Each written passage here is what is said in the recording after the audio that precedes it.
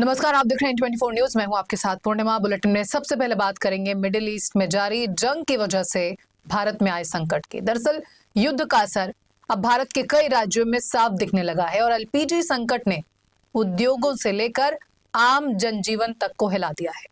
Commercial LPG की कमी के चलते कपड़ा, मार्बल और केमिकल फैक्ट्रियां तक बंद हो रही हैं, जिससे हजारों मजदूर बेरोजगार होकर घर लौटने को मजबूर हैं। मुंबई में हालात ऐसे हैं कि लोग एक सिलेंडर के लिए लंबी कतारों में खड़े हैं और कालाबाजारी के चलते कीमतें दोगुनी तिगनी होती जा रही हैं। गैस की भारी किल्लत की वजह से प्रवासी मजदूरों का बड़े पैमाने पर पलायन शुरू हो गया है। मजदूरों का कहना है कि जब खाना बनाना ही मुश्किल हो गया है तो शहर में रहना बेकार है।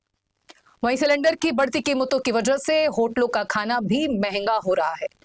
मजदूरों का कहना है कि जितनी दिहाड़ी मिलती है उससे ज्यादा तो अब खाने पर खर्च हो रही है, लिहाजा अब गुजारा करना मुश्किल है।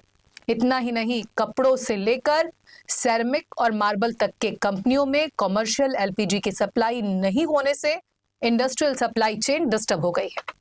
हजारों की तादाद में फैक्ट्रियां बंद हुई हैं, जिससे बड़ी संख्या में मजदूर बेरोजगार हुए हैं। फैक्ट्रियां बंद होने से कोरोना जैसे दौर का डर लोगों को सताने लगा है। जो मजदूर बचे भी हैं, उन्हें एलपीजी घरेलू सिलेंडर नहीं मिलने से खाने पीने का भी संकट पैदा हो गया है।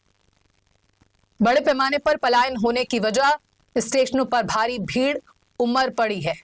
मुंबई के एलटीटी से बिहार, यूपी और पश्चिम बंगाल जाने वाली ट्रेनों में भारी भीड़ हो रही है। लोग ट्रेनों में चढ़ने के लिए संघर्ष करते नजर आ रहे हैं। कुल मिलाकर सिलेंडर का संकट असर आर्थिक राजधानी मुंबई के किचन पर पड़ रहा है। राशन के लिए नहीं बल्कि एक अदद सिलेंडर के लिए लोग कतार में खड़े हैं। वहीं संकट का फायदा उठाने वाले कालाबाजारी भी खूब एक्टिव हुए हैं। आम लोगों का आरोप है कि जो सिलेंडर 900 से 1000 रुपए में मिलता था, उसके लिए 2500 से 3000 रुपए तक वसूले जा रहे हैं। इतनी भारी कीमत चुकाने के बाद भी सिलेंडर मिल पाए, इसकी कोई गारंटी नहीं। और इसके चलते लोकमान्य तिलक टर्मिनस पर इन दिनों भीड़ छुट्टियों की नहीं बल्कि मजबूरी के पलायन की है, जो तस्वीरों से साफ देखी जा सकती है।